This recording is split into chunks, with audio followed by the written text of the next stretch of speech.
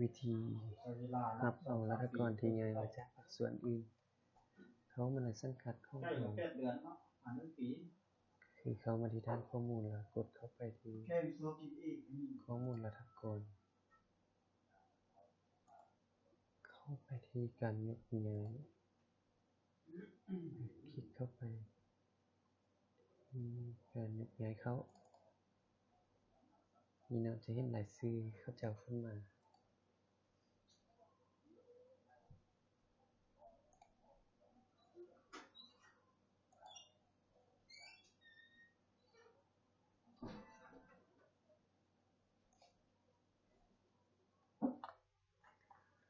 คลิกที่ edit มันจะขึ้นมาแบบนี้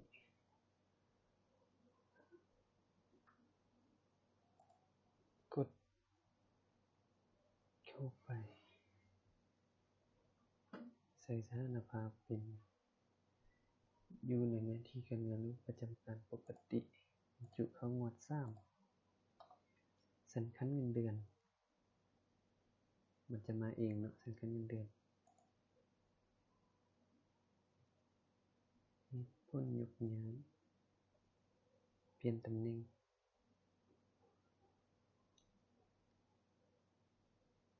นี่เนาะ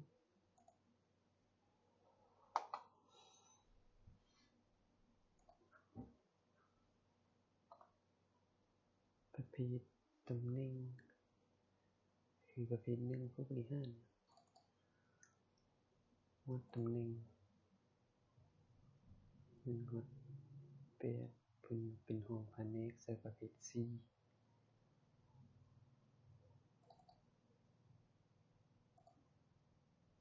ชื่อตำแหน่งห้องหัวหน้าแผนกใส่ตามเรื่องการเฮ็ดเราเนาะมันใส่สมอนใหญ่เข้ามาเพิ่นมีตำแหน่งมาน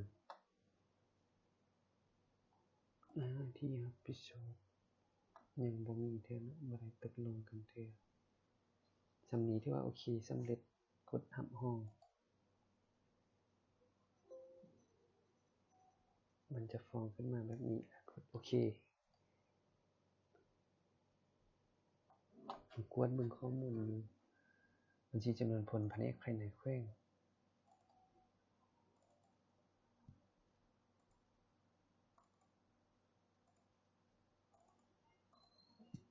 ปี2019มึงอยู่แผนกบริหาร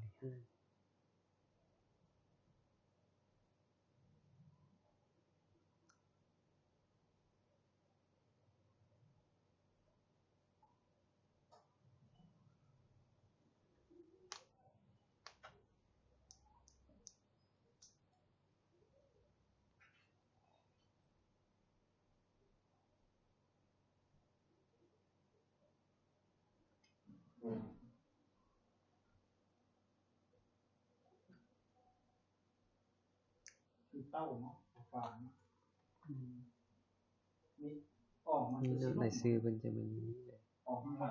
ตำแหน่งประเภท4สัญคัน4/9การสเกาต์คือว่าสำเร็จแล้วสำนี้โอ้โหโอ้โหโอ้โห